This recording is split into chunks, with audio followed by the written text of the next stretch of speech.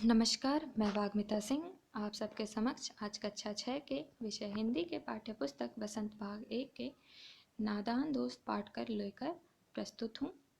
यह पाठ मुंशी प्रेमचंद जी द्वारा रचित है। मुंशी प्रेमचंद जी ने अपने जीवन में बहुत सारी कहानियाँ लिखी हैं और उनकी यह कहानी पूर्णतः बाल मनोविज्ञान पर आधारित है। इस कहानी में मुंशी प्रेमचंद जी ने बच्चों के मनोभावों का बहुत ही सुंदर चित्रण और भावपूर्ण चित्रण किया है। आइए पहले मुंशी प्रेमचंद जी के बारे में जानते हैं। यह जो चित्र बच्चों आप देख रहे हैं यह मुंशी प्रेमचंद जी की तस्वीर है। मुंशी प्रेमचंद जी का जन्म सन 1880 ईस्वी में वाराणसी के लम्ही नामक ग्राम में हुआ था। मुंशी प्रेमचंद जी ने अपने जीवन काल में बहुतों कहानियाँ और उपन्यास लिखे, जिसके कारण इन्हें हिंदी साहित्य का कथा सम्राट भी कहा जाता है। मुंशी प्रेमचंद जी के कुछ प्रमुख कहानियाँ जैसे पंच परमेश्वर, ईदगाह, पूस की रात इत्यादि हैं। इन्होंने इनकी कहानियों को मानसरोवर नाम से कुल 8 भागों में संग्रहित किया गया है, जिसमें इनके लगभग 300 कहानियाँ संकलित हैं। इनके कुछ प्रमुख उपन्यास हैं जैसे सेवा सदन, निर्मला, रंगभूमि, कर्मभूमि, गबन, गोदान इत्यादि। मुंशी प्रेमचंद जी ने नाटक और कहानी और उपन्यास के अलावा कुछ नाटक भी लिखे हैं जैसे करबला, संग्राम, प्रेम की वेदी इत्यादि। इसके अलावा उनके निबंधों को कुछ विचार नाम से संकलित करके प्रकाशित किया गया है। हिंदी साहित्य में मुंशी प्रेमचंद जी की रचना गोदान को हिंदी का सर्वश्रेष्ठ उपन्यास माना जाता है। मुंशी प्रेमचंद जी ने बहुत ही कम आयु में इस संसार को अलविदा कह दिया था, अर्थात सन 1936 में ही इनकी मृत्यु हो गई थी। आइए हम इनके द्वारा रचित कहानी नादान दोस्त का पढ़ते हैं। जैसा कि मैंने पहले बताया बच्चों, इस पाठ का शीर्षक है नादान दोस्त, अर्थात ऐसा दोस्त जो क्या है, नादान है, भोला भाला है। और वह दोस्त है किसका? उसका वह दोस्त है एक चिड़िया का, और वह अपने दोस्त के लिए कुछ काम करता है, लेकिन उसका वो काम क्या होता है? नादानी में बदल जाता है। आइए कहानी पढ़ते हैं। केशव के घर कार्निश के ऊपर एक चिड़िया ने अंडे दिए थे। केशव और उसकी बहन श्यामा दोनों बड़े ध्यान से चिड़िया को वहां आते जाते देखा करते। सवेरे दोनों आंखें मलते कॉर्निस के सामने पहुंच जाते और चिड़िया दोनों को वहां बैठा पाते। उनको देखने में दोनों बच्चों को न मालूम क्या मज़ा मिलता।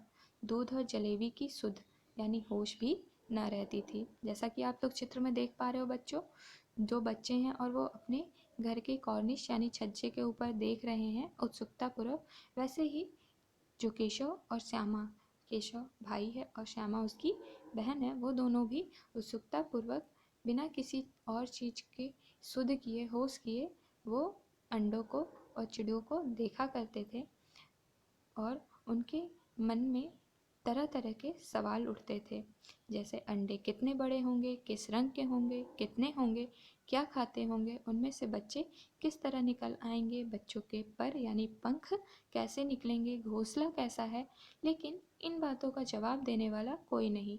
ना अम्मा को घर के काम धंधों से फुर्सत थी, ना बाबूजी को पढ़ने लिखने से। दोनों बच्चे आपस ही में सवाल जवाब करके अपने दिल को तसल्ली दे दिया करते थे। अर्थात यहाँ प्रेमचंद जी ने एक बच्चे के अंदर के मनोभाव, उनकी जिज्ञासा, किसी भी बच्चे के अंदर जिज्ञासा बहुत ज़्यादा होती है, कौतूहल होता है किसी चीज़ को जानने के लिए। और यहाँ पर प्रेमचंद जी ने बच्चों के अंदर केशव और श्यामा के मन के उसी कौतूहल को ही दिखाने का प्रयत्न किया है, उनके जिज्ञासा को दिखाने का प्रयत्न किया है। उन्होंने कहा है कि किस प्रकार केशव और श्यामा के मन में अंडों को लेकर जिज्ञासा उत्पन्न हो रही थी और उनके मन में तरह तरह के सवाल उठ रहे थे, परंतु उनकी इस जिज्ञासा को शांत करने वाला घर पर कोई नहीं था, यानी कि कोई बड़ा नहीं था जिससे वो अपनी इन सवालों का जवाब ले सके। जो बड़े थे वो क्या थे, अपने अपने कामों में व्यस्त थे। इसीलिए वो दोनों बच्चे आपस में ही सवाल जवाब करके एक दूसरे की जिज्ञासा को शांत कर लिया करते थे। तसल्ली देने का अर्थ होता है शांत करना, अपने आप को सांत्वना दे लिया करते थे। श्यामा कहती, क्यों भैया, बच्चे निकलकर फुर से उड़ जाएंगे? केशव विद्वानों जैसे गर्व से कहता, नहीं री पगली, पहले पर निकलेंगे, अर्थात पंख निकलेंगे। बगैर परों के बेचारे कैसे उड़ेंगे, अर्थात बिना परों के बेचारे उड़ नहीं पाएंगे। श्यामा, बच्चों को क्या खिलाएगी बेचारी? केशव इस पेचीदा अर्थात मुश्किल सवाल का जवाब कुछ न दे सकता था।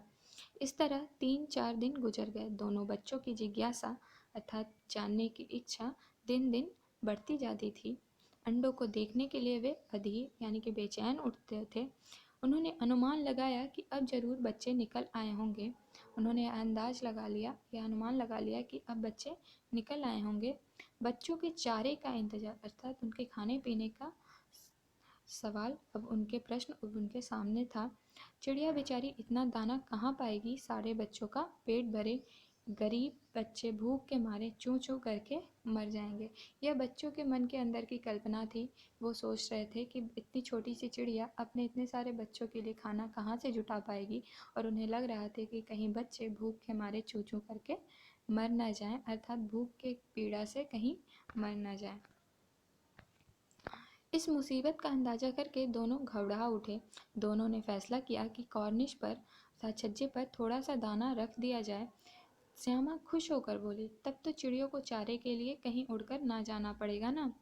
केशव, नहीं, तब क्यों जाएंगी? श्यामा, क्यों भैया, बच्चों को धूप न लगती होगी? केशव का ध्यान इस तकलीफ की तरफ न गया था। बोला, जरूर तकलीफ हो रही होगी, बेचारे प्यास के मारे तड़पते होंगे, ऊपर छाया भी तो कोई नहीं। आखिर यही फैसला हुआ कि घोंसलों के ऊपर कपड़े की छत बना देनी चाहिए। पानी की प्याली और थोड़े से चावल रख देने का प्रस्ताव भी अर्थात स्वीकृत हो गया। दोनों बच्चे बड़े चाव से यानी कि बड़े उत्साह से काम करने लगे। श्यामा माँ की आंख बचाकर मटके से चावल निकाल लाई। केशव ने पत्थर की प्याली का तेल चुपके से जमीन पर गिरा दिया और उसे खूब साफ करके उसमें पानी भरा। यहाँ बच्चों आप ये देख रहे होंगे कि जो बच्चे हैं केशव और श्यामा, वो अपनी माँ से छुप छुप कर ये सारे काम कर रहे हैं, क्योंकि बच्चों के अंदर का एक सामान्य भाव यह होता है कि वो अपने बड़ों से डरते हैं। उन्हें यह डर रहता है कि कहीं बड़े उनके कार्य जो भी वो कार्य कर रहे हैं उसके लिए उन्हें डांटने ना लगें या मारने ना लगें। इसी डर के वजह से आप बच्चे कभी कभी कुछ ऐसी गलतियाँ कर बैठते हो, अपने बड़ों से बिना पूछे कुछ ऐसे काम कर जाते हो जिससे कुछ न कुछ नुकसान हो जाता है। और यहाँ पर केशव और श्यामा भी अपने माँ से बिना पूछे चिड़ियों के बच्चों के लिए इंतज़ाम करने में जुटे हुए हैं। और वो एक जो तेल रखने वाली प्याली होती है, यानी कि एक ऐसा बर्तन, प्याली का मतलब होता है जैसा कि आप चित्र में देख पा रहे हो, एक प्रकार का बर्तन जो थोड़ा गहरा होता है, जिसमें हम कोई तरल पदार्थ आराम से रख सकते हैं। वो वैसे बर्तन में तेल रखा हुआ था घर में, वो उसे गिरा देता है और उसको साफ करके ले आता है कि उसमें चिड़िया के बच्चों के लिए वो पानी रखेंगे। अब चांदनी के लिए कपड़ा कहाँ से आए? फिर ऊपर बगैर छड़ियों के कपड़ा ठहरेगा कैसे, और छड़ियाँ खड़ी कैसे होंगी? केशव बड़ी देर तक इसी उधेड़ बुन में रहा। बच्चों के सामने तरह तरह की मुश्किलें थी। उन्हें अब यह था कि चिड़ियों को धूप से भी बचाना है, तो अब उनकी छत बनाने के लिए, चिड़ियों के घोंसले के ऊपर छत बनाने के लिए उन्हें कपड़ा कहाँ से लाएंगे वे, और उस कपड़े को अगर रखेंगे भी तो उसे टिकाएंगे कैसे? यह उनके सामने बड़ा सवाल था। लेकिन जो केशव है वो अंततः क्या करता है, इस मुश्किल को हल कर देता है और श्यामा से बोलता है, जाकर कूड़ा फेंकने वाली टोकरी उठा लाओ, अम्मा जी को मत दिखाना। श्यामा, वह तो बीच से फटी हुई है, उसमें से धूप न जाएगी? केशव ने झुंझुला कर कहा, तू टोकरी तो ला, मैं उसका सुराग बंद करने की कोई हिकमत यानी कि उपाय निकालूंगा। केशव जो है यहाँ पर थोड़ा बड़ा है श्यामा से, और वो श्यामा के इतने सारे प्रश्नों से क्या हो रहा है, झुंझुला जा रहा है, थोड़ा क्रोधित हो जा रहा है, क्योंकि उसे श्यामा के इतने सारे प्रश्नों को जवाब देने में समस्याएं हो रही हैं। श्यामा दौड़कर टोकरी उठा लाई। केशव ने उसके सुराख में यानी उसके जो छेद हुआ था, टोकरी जो फटी हुई थी तो छेद हो गया था, उसमें कागज ठूंस दिया और तब टोकरी को एक टहनी से टिका कर बोला, देख, ऐसे ही घोंसलों पर उसकी आड़ कर दूंगा यानी उससे छाया कर दूंगा, तब कैसे धूप जाएगी? श्यामा ने दिल में सोचा, भैया कितने चालाक हैं। गर्मी के दिन थे, बाबूजी दफ्तर गए हुए थे। यह कहानी, यह केशव और श्यामा की कहानी किन दिनों की है? गर्मी के दिनों की है, जबकि वो अपने विद्यालय नहीं जाते थे और घर पे रह रहे थे और उनके पास ढेर सारा समय था। और उस समय उनके बाबूजी क्या थे? दिन में दफ्तर गए हुए थे, यानी अपने कार्यालय गए हुए थे। अम्मा दोनों बच्चों को ले कमरे में सुलाकर खुद सो गई थीं, लेकिन बच्चों की आंखों में आज नींद कहाँ। जब भी आपके अंदर किसी काम को करने का उत्साह होता है, आपको नींद नहीं आती, आपके आंखों से नींद गायब हो जाती है। उसी तरह इन बच्चों के आंखों से भी आज नींद गायब थी। अम्मा जी को बहलाने के लिए दोनों दम रोक के आंखें बंद किए मौके का इंतज़ार कर रहे थे। जो ही मालूम हुआ कि अम्मा जी अच्छी तरह से सो गईं, दोनों चुपके से उठे और बहुत धीरे से दरवाजे की सिटकनी खोलकर बाहर निकल आए। अंडों की हिफाजत यानी सुरक्षा की तैयारियां होने लगी। केशव कमरे से एक स्टूल यानी 3-4 पाँव वाला एक टेबल उठा लाया, लेकिन जब उससे काम न चला तो नहाने की चौकी लाकर स्टूल के नीचे रखी और डरते डरते स्टूल पर चढ़ाया। जैसा कि आप लोग चित्र पर देख पा रहे हो, नीचे एक काले रंग की चौकी रखी है और उसके ऊपर भूरे रंग का लंबा सा स्टूल रखा हुआ है और उस पर ही केशव एक लड़का चढ़ा हुआ है और उस स्टूल को एक लड़की श्यामा है जिसने कस के पकड़ा हुआ है। वो दोनों ऐसे ही करके स्टूल पर चढ़ते हैं। केशव चढ़ता है और कार्निश तक पहुंचता है। श्यामा दोनों हाथों से स्टूल पकड़े हुए थी। स्टूल चारों टांगे बराबर न होने के कारण जिस तरफ ज़्यादा दबाव पड़ पाता था, जरा सा हिल जाता था। उस वक्त केशव को कितनी तकलीफ उठानी पड़ती थी, उसी का दिल जानता था। दोनों हाथों से कॉर्निश पकड़ लेता और श्यामा को दबी आवाज़ में डांटता, अच्छी तरह पकड़ वरना उतर कर बहुत मारूंगा। मगर बेचारी श्यामा का दिल तो ऊपर कार्निश पर था। बार बार उसका ध्यान उधर चला जाता और हाथ ढीले पड़ जाते, अर्थात श्यामा का ध्यान बार बार अंडों की तरफ जाता, जिससे उसका ध्यान स्टूल से हट जाता और उसके जो हाथ थे वो ढीले पड़ जाते थे, अर्थात हाथ स्टूल से हट जाते थे। केशव ने ज्यों ही कार्निश पर हाथ रखा, दोनों चिड़िया उड़ गई। क्यों उड़ गई चिड़िया? क्योंकि चिड़िया जो है वो मनुष्यों से डरती हैं, उन्हें डर लगता है, इसीलिए वो क्या बच्चों के आते ही वो उड़ जाती हैं। केशव ने देखा कॉर्निश पर थोड़े तिनके बिछे हुए हैं और उन पर 3 अंडे पड़े हैं।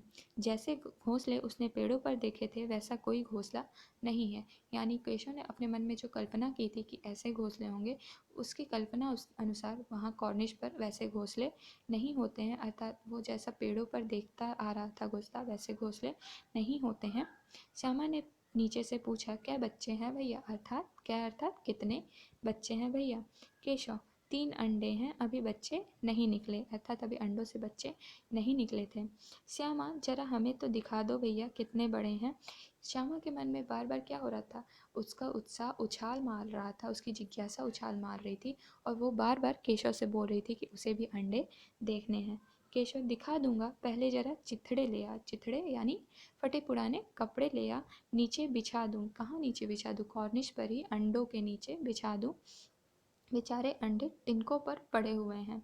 यानी केशव को जैसे लगता है कि जैसे हम मनुष्य अगर ज़मीन पे होते हैं तो हमें वो चुभती है, वैसे ही अंडों को जो तिनके हैं वो चुभ रहे होंगे, इसीलिए वह अंडों को आराम देने के लिए चाह रहा था कि उनके नीचे कोई गद्दीदार चीज़ रख दी जाए, यानी कपड़ों को रख दिया जाए, जिससे कि सतह जो है वो मुलायम हो जाए और अंडे उस पर आराम से रह सकें। श्यामा दौड़कर अपनी पुरानी धोती फाड़कर एक टुकड़ा लाई। केशव ने झुककर कपड़ा ले लिया, उसकी कई तह करके उसने एक गद्दी यानी एक आसन जैसा बनाया और उसे तिनकों पर बिछाकर तीनों अंडे धीरे से उस पर रख दिए। श्यामा ने फिर कहा, हमको भी दिखा दो भैया। बार बार श्यामा के अंदर की जिज्ञासा उछाल मार रही थी। केशव, दिखा दूंगा, पहले जरा वह टोकरी तो दे दो, ऊपर छाया कर दूं। श्यामा ने टोकरी नीचे से थमा दी और बोली, अब तुम उतर आओ, मैं भी तो देखूं। केशव ने टोकरी को एक टहनी से टिकाकर कहा, जा दाना और पानी की प्याली ले आ, मैं उतर आऊं तो तुझे दिखा दूंगा। श्यामा प्याली और चावल भी लाई। केशव ने टोकरी के नीचे दोनों चीजें रख दी और आहिस्ता से उतर आया। श्यामा ने गिड़गिड़ा कर कहा, अब हमको भी चढ़ा दो भैया। श्यामा को बार बार मिन्नतें करनी पड़ रही थी अपने भाई से कि वो उसे भी स्टूल पे चढ़ा दे और अंडे को देखने का मौका दे, क्योंकि श्यामा छोटी थी और वो खुद से स्टूल पर नहीं चढ़ पा रही थी और इसीलिए वो अपने भैया से बार बार मिन्नतें कर रही थी, गिड़गिड़ा रही थी कि उसे भी अंडे देखने हैं। केशव, तू गिर पड़ेगी। श्यामा, ना गिरूंगी भैया, तुम नीचे से पकड़े रहना। केशव, ना भैया, कहीं तू गिरा पड़ी तो अम्मा जी मेरी चटनी ही कर डालेंगी, कहेंगी कि तूने ही चढ़ाया था। क्या करेगी देखकर। अब अंडे बड़े आराम से हैं, जब बच्चे निकलेंगे तो उनको पालेंगे। केशव के मन में यह था कि वो जब अंडों से बच्चे निकल आएंगे तो वो दोनों उसका पालन करेंगे और उसे पोसेंगे। दोनों चिड़िया बार बार कॉर्निश पर आती थीं और बगैर बैठे ही उड़ जाती थी। बच्चों, क्या आप यह बता सकते हो कि चिड़िया क्यों बार बार आती थी और उड़ जाती थी? जी हाँ, इसका यही जवाब है, क्योंकि वह बच्चों से डर रही थी और वह बार बार वहाँ पर आती थी और देखती थी कि वहाँ बच्चे हैं, इसीलिए वो चिड़िया वहाँ से उड़ जाती थी। केशव ने सोचा, हम लोगों के डर से नहीं बैठती। केशव के दिमाग में भी यही चीज़ आई कि चिड़िया उनसे डर रही है। स्टूल उठाकर कमरे में रख आया, चौकी जहाँ की थी वहाँ रख दी। श्यामा ने आंखों में आंसू भरकर कहा, तुमने मुझे नहीं दिखाया, मैं अम्मा जी से कह दूंगी। बच्चों, जब भी आपके मन में आपकी इच्छा अनुसार काम नहीं होता है तो आप वो चीज़ें कहने लगते हो जिससे कि आप सामने वाले पर दबाव बना सकें। और यहाँ श्यामा भी वही काम कर रही थी, क्योंकि उसके इच्छानुसार केशव ने उसे बच्चों को अंडों को नहीं दिखाया था और इसीलिए वह उस पर यह दबाव बना रही थी, यह उससे इस चीज़ की धमकी दे रही थी कि अगर वो उसे नहीं दिखाएगा तो वो अम्मा से इन सब बातों को कह देगी।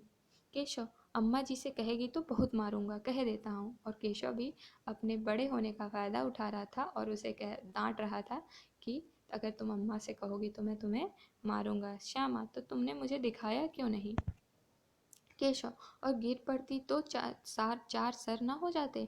श्यामा, हो जाते तो हो जाते, देख लेना, मैं कह दूंगी। श्यामा के मन में भी यह जिद थी कि उसे देखना था, उसे यह डरना था कि वह गिर जाती तो उसके सर फूट जाता या कुछ उसे हो जाता। वो बार बार केशव से यही कह रही थी कि वह अम्मा से कह देगी। इतने में ही कोठरी का दरवाज़ा खुला और माँ ने धूप से आंखों को बचाते हुए कहा, तुम दोनों बाहर कब निकल आए? मैंने कहा ना था कि दोपहर को ना निकलना। किसने किवाड़ खोला? अर्थात किसने दरवाज़ा खोला? किवाड़ केशव ने खोला था, लेकिन श्यामा ने माँ से यह बात नहीं कही। उसे डर लगा कि भैया पिट जाएंगे। श्यामा भले ही अपने भाई के सामने यह कह रही हो कि वो अम्मा से कह देगी, लेकिन कहीं ना कहीं उसके मन में यह डर था कि उसके भैया को मार पड़ जाएगी और इसीलिए वह अपने भाई के प्रेम के कारण ही अम्मा से नहीं कहती है कि वह केशव ने ही दरवाज़ा खोला था। केशव दिल में कांप रहा था, अर्थात केशव को डर लग रहा था कि श्यामा कहीं कुछ कह ना दे, क्योंकि श्यामा अभी कुछ देर पहले ही क्या कर रही थी? केशव को धमकी दे रही थी कि वो अम्मा जी से कह देगी। उसे यह डर था कि श्यामा को उसने अंडे नहीं दिखाए हैं और इस वजह से श्यामा गुस्से में अम्मा जी से कह देगी। पर श्यामा को क्या था? श्यामा अपने भाई से प्रेम के कारण चुप थी या इसका कसूर में हिस्सेदार होने की वजह से इसका फैसला नहीं किया जा सकता था? शायद दोनों ही बातों से। तात लेखक यहाँ दिखा रहे हैं कि श्यामा के मन में कहीं ना कहीं अपने भाई से प्रेम भी था, क्योंकि वह नहीं चाहती थी कि उसके भाई को पिटाई लगे और कहीं और उसके मन में ये भी बात थी कि श्यामा ने भी केशव की मदद की है ये सब कार्य करने में, तो वो भी कहीं ना कहीं कसूरवार है और इसी कारण इन दोनों वजहों के कारण ही वो चुप थी। माँ ने दोनों को डांट दपट कर फिर कमरे में बंद कर दिया और आप धीरे धीरे उन्हें पंखा झलने लगी, यानी दोनों बच्चों को कमरे में सुला दिया और खुद पंखा झलने लगी। अभी सिर्फ 2 बजे थे। बाहर तेज लू, यानी गर्मी के दिनों में जब दोपहर होता है तो गर्म हवाएं चलती है, तो यहाँ पर भी उसी की बात की जा रही है, लू अर्थात गर्म हवाएं। तो बाहर गर्म हवाएं चल रही थी। अब दोनों बच्चों को नींद आ गई थी। जब भी आप कोई कार्य करने की ठानते हो और जब वो कार्य पूरा हो जाता है तो आप निश्चिंत हो जाते हो। यहाँ ये दोनों बच्चों भी निश्चिंत हो गए थे और अब उन्हें नींद लग गई थी। 4 बजे यकायक यानी अचानक से श्यामा की नींद खुली। किवाड़ यानी दरवाजे खुले हुए थे। वह दौड़ी हुई कॉर्निश के पास आई और ऊपर की तरफ ताकने लगी, यानी देखने लगी। टोकरी का पता न था, यानी टोकरी वहाँ से गायब थी। संयोग से यानी इत्तेफाक से उसकी नज़र नीचे गई और वह उल्टे पांव दौड़ती हुई कमरे में जाकर जोर से बोली, भैया अंडे तो नीचे पड़े हैं, बच्चे उड़ गए। केशव घबरा कर उठा और दौड़ा हुआ बाहर आया तो क्या देखता है कि तीनों अंडे नीचे टूटे पड़े हैं और उनसे कोई चूने की सी चीज़ बाहर निकल आई है। पानी की प्याली भी एक तरफ टूटी पड़ी है। उसके चेहरे का रंग उड़ गया। अर्थात चेहरे का रंग उड़ना एक मुहावरा है। अर्थात डर के मारे उसके चेहरे का रंग क्या होता है, चेहरे का जो चमक है, चेहरे की चमक वो उड़ जाती है, खत्म हो जाती है, तेज खत्म हो जाता है। वह सहमी हुई आंखों से, यानी डर से सहमी हुई आंखों से जमीन की तरफ देखने लगा। श्यामा ने पूछा, बच्चे कहाँ उड़ गए भैया? केशव ने करुण स्वर में कहा, अंडे तो फूट गए। श्यामा, और बच्चे कहाँ गए? केशव, तेरे सर में। देखती नहीं है, अंडों में से उजला उजला पानी निकल आया है, वही तो 2-4 दिनों में बच्चे बन जाते। यानी केशव ने श्यामा को समझाया कि जो जो चूने की सी चीज़ निकली है वही 2-4 दिनों में बच्चों में परिवर्तित हो जाता, परंतु अब तो वो अंडे फूट गए हैं और वह चूने की सी चीज़ बाहर निकल आई है और इस वजह से अब उसमें बच्चे नहीं बन पाएंगे। माँ ने सोटी यानी डंडा हाथ में लिए हुए पूछा, तुम दोनों वहाँ धूप में क्या कर रहे हो? श्यामा ने कहा, अम्मा जी, चिड़िया के अंडे टूटे पड़े हैं। माँ ने आकर टूटे हुए अंडों को देखा और गुस्से से बोली, तुम लोगों ने अंडों को छुआ होगा। माँ को यह शंका हो गई कि बच्चों ने अंडे को छुआ है और इसी वजह से अंडे फूट गए हैं। अब तो श्यामा को भैया पर जरा भी तरस न आया, यानी उन पर कोई भी दया श्यामा को नहीं आई। उसी ने शायद अंडों को इस तरह रख दिया कि वह नीचे गिर पड़े। श्यामा को ये लग रहा था कि केशव ने ही अंडों को कुछ इस तरह से किनारे पर रख दिया कि अंडे गिर पड़े हैं और उसे लग रहा था यह केशव की ही गलती है और इसी वजह से वो चाह रही थी कि केशव को इसकी सज़ा मिले। वह बोली, इन्होंने अंडे को छेड़ा था अम्मा जी, यानी कि केशव ने ही अंडे को छुआ था। माँ ने केशव से पूछा, क्यों रे? केशव भीगी बिल्ली बना खड़ा रहा। भीगी बिल्ली एक मुहावरा है जिसका अर्थ होता है डर के मारे खड़ा होना, यानी डर से दुबक कर खड़ा होना। माँ, तू वहाँ पहुँचा कैसे? श्यामा, चौकी पर स्टूल रखकर चढ़े अम्मा जी। केशव ने बताया अपनी अम्मा को कि वो कॉर्निस तक कैसे पहुँचा था, पर केशव भी चुप न रहा। वो भी बोला, तू स्टूल थामे नहीं खड़ी थी? श्यामा, तुम्ही ने तो कहा था। यानी श्यामा अपने बचाव के लिए कहती है कि मैंने तुम्हारे ही कहने के कारण वो स्टूल पकड़ के मैं खड़ी थी। माँ फिर कहती हैं, तू इतना बड़ा हुआ, तुझे अभी इतना भी नहीं मालूम कि छूने से चिड़िया के अंडे गंदे हो जाते हैं। चिड़िया फिर उन्हें नहीं सेती। माँ उन्हें समझाती है और कहती है कि केशव, तुम इतने बड़े हो गए, तुम्हें अभी तक यह नहीं पता कि चिड़िया के अंडों को छू देने से चिड़िया के अंडे क्या होते हैं, गंदे हो जाते हैं और चिड़िया फिर उन्हें सेती नहीं, अर्थात वह उनका फिर पालन पोषण नहीं करती है, अंडों की देखभाल नहीं करती है। श्यामा ने डरते डरते पूछा, तो क्या चिड़िया ने अंडे गिरा दिए अम्मा जी?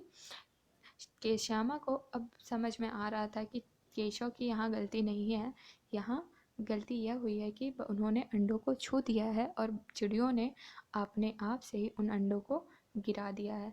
माँ कहती हैं, और क्या करती, केशव के सिर इसका पाप पड़ेगा। माँ बच्चों को ये डराती हैं कि अब केशव ने ही अंडों को छुआ था और केशव के वजह से ही अंडे नीचे गिरे हैं और इसलिए अब इसका पाप जो है वो केशव के सर ही चढ़ेगा। हाय हाय, 3 जाने ले ली दुष्ट ने। यानी वो उनसे केशव को डांटती है और कहती हैं कि तुमने 3 जानने यानी 3 जीवन को समाप्त कर दिया। केशव रोनी सूरत बनाकर बोलता है, मैंने तो सिर्फ अंडों को गद्दी पर रख दिया था अम्मा जी। केशव को इस बात का अफसोस हो रहा था और वह रोनी सी सूरत बना लेता है। उसे उसे अफसोस हो रहा था, वो अपने आप को बिल्कुल रोने जैसा बना लेता है अपना चेहरा और बोलता है अपनी गलती को स्वीकार करते हुए कि मैंने तो क्या किया था, सिर्फ अंडों को गद्दी पर रख दिया था ताकि उन अंडों को आराम मिल सके। माँ को हंसी आ गई। माँ को हंसी क्यों आती है? क्योंकि माँ अपने बच्चों की नादानी को समझ जाती है। वो उसे पता चल जाता है कि बच्चे चिड़ियों की भलाई करना चाह रहे थे, पर अपनी नादानी की वजह से, अपनी अज्ञानता की वजह से वह उनका सत्यानाश कर देते हैं, यानी उनके जीवन को समाप्त कर देते हैं। मगर इस बात का केशव को कई दिनों तक अपनी गलती पर अफसोस रहता है। अंडों की हिफाजत यानी सुरक्षा करने के जोग में उसने उसका सत्यानाश कर डाला, इसे याद कर वह कभी कभी रो पड़ता था। यानी केशव के मन में हमेशा यह पछतावा रहता है कि उसने चिड़िया के 3 बच्चों की जानें ले ली, और इसे सोच सोच कर वह बार बार रो भी पड़ता था। यानी उसे इस बात का बहुत दुख होता था कि उसके वजह से यह गलती हो गई और उसके वजह से 3-3 चिड़िया के अंडे का जीवन समाप्त हो गया। दोनों चिड़िया वहाँ फिर न दिखाई देती, यानी चिड़िया फिर वहाँ कभी लौट कर नहीं आई। बच्चों, आपको क्या लगता है चिड़िया वहाँ वापस क्यों नहीं आई? जी हाँ, आप जो सोच रहे हैं वो सही है। चिड़िया वहाँ इसलिए नहीं दिखाई देती है क्योंकि उन्हें डर था कि कहीं फिर जो बच्चे हैं उनकी वजह से उनके अंडों का, चिड़िया के अंडों का नुकसान न हो जाए, और वो इस डर के वजह से वहाँ फिर दोबारा नहीं आती हैं अपने अंडों को रखने के लिए। और वो इस चीज़ के चलते, अपनी नादानी के चलते, केशव के मन में सदैव यह ग्लानि बनी रहती है कि उसने चिड़िया के बच्चों का नुकसान कर दिया। तो यहाँ पर हम इस कहानी से यह शिक्षा पाते हैं कि हमें किसी भी कार्य को करने से पहले अपने बड़ों से सलाह अवश्य लेनी चाहिए, क्योंकि बड़े हमसे थोड़ा बहुत ज़्यादा जानते हैं, और अगर हम उनसे पूछ लें तो हम कुछ गलतियाँ हमसे हो जाती हैं वो गलतियाँ करने से बच सकते हैं। और इसके साथ ही साथ हम जब किसी जानवर या किसी पशु पक्षी का पालन पोषण करने के बारे में सोचते हैं तो हमें उससे पहले उसकी जानकारी ले लेनी चाहिए कि उनके साथ हमें कैसे व्यवहार करना है, अर्थात उसे क्या खाने को देना है, कैसे रखना है, या उसके साथ कैसा व्यवहार करना है। तो इन सब चीज़ों को ध्यान में जब हम रखेंगे तो हम किसी भी चीज़ का अच्छे से पालन पोषण कर पाएंगे। और जैसे केशव और श्यामा को से नादानी हो गई, वैसी नादानी नहीं होती। तो यहाँ हमें प्रेमचंद जी ने इस कहानी के माध्यम से यह सिखाने की कोशिश की है कि हमें नादानी करने से बचना चाहिए, क्योंकि नादानी के वजह से हम कहीं ना कहीं किसी न किसी का नुकसान कर बैठते हैं, जैसे केशव और श्यामा ने चिड़िया के बच्चों का नुकसान कर दिया। इसके साथ ही साथ इस कहानी के माध्यम से के प्रेमचंद जी ने बच्चों के अंदर की मनोभावों का भी सुंदर चित्रण किया है। उन्होंने यह दिखाने की कोशिश की है कि कैसे बच्चों के मनों में जिज्ञासाएं उत्पन्न होती हैं, और उन जिज्ञासाओं को शांत करने के लिए उन्हें अपने बड़ों से प्रश्न पूछने चाहिए और उनका जवाब हासिल करना चाहिए। इसके साथ ही साथ इस कहानी के माध्यम से हमें यह भी पता चलता है कि हम चिड़िया या फिर किसी भी पशु पक्षी का उसका पालन पोषण भी हमें करना चाहिए। जैसे बच्चों, आप लोग इस समय कोरोना वायरस महामारी के चलते अपने अपने घरों में हैं, तो अपने इस वक्त में आप लोग अपने आसपास के जानवरों, पशु पक्षियों की खाने पीने की भी व्यवस्था कर सकते हैं, उनकी सुरक्षा का इंतज़ाम कर सकते हैं, परंतु केशव और श्यामा की तरह नहीं। उनकी इस पाठ को पढ़ के उनकी नादानी से शिक्षा लेते हुए आप अपने बड़ों से सलाह लीजिए और उस हिसाब से फिर अपने घरों पर, छतों पर पानी रखिए किसी मिट्टी के बर्तन में, और कुछ दाने रखिए और चिड़ियों के लिए इंतज़ाम करिए। इसके साथ आप अपने आसपास के पशुओं जैसे गाय, कुत्ते, बिल्ली को कुछ खाने को भी दे सकते हैं और उनकी रहने की व्यवस्था भी कर सकते हैं। तो इस पाठ से हमें ये सारी शिक्षाएं मिलती हैं। बच्चों, यह पाठ यहाँ पर समाप्त होता है। इसके बाद मैं आप लोगों से कुछ प्रश्न देना चाहती हूँ गृह कार्य में। आप लोग, मुझे उम्मीद है, उन प्रश्नों को हल ज़रूर कर पाएंगे। आपका पहला प्रश्न है, निम्नलिखित प्रश्नों के उत्तर एक वाक्य में लिखिए। अर्थात नीचे जो भी प्रश्न दिए गए हैं उनके उत्तर आपको एक वाक्य में लिखने हैं। पहला प्रश्न है, चिड़िया ने अंडे कहाँ दिए थे? दूसरा प्रश्न है, अंडों को गद्दी पर किसने रखा था? तीसरा प्रश्न है, अंडे किसने गिराए? चौथा प्रश्न है, श्यामा ने मटके से क्या निकाला? और पांचवा प्रश्न है, नादान दोस्त कहानी के लेखक कौन है? बच्चों, इन पांचों प्रश्नों के जवाब आपको एक वाक्य में लिखने हैं।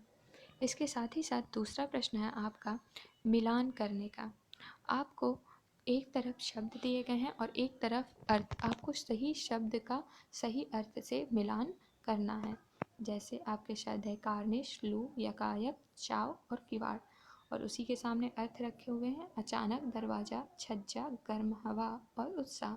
आपको शब्दों के सही अर्थों से उनका मिलान करना है। बच्चों, आज के लिए इतना ही। हम इस पाठ के प्रश्न उत्तर को अगली कक्षा में उसका डिस्कशन करेंगे। तो आज के लिए धन्यवाद।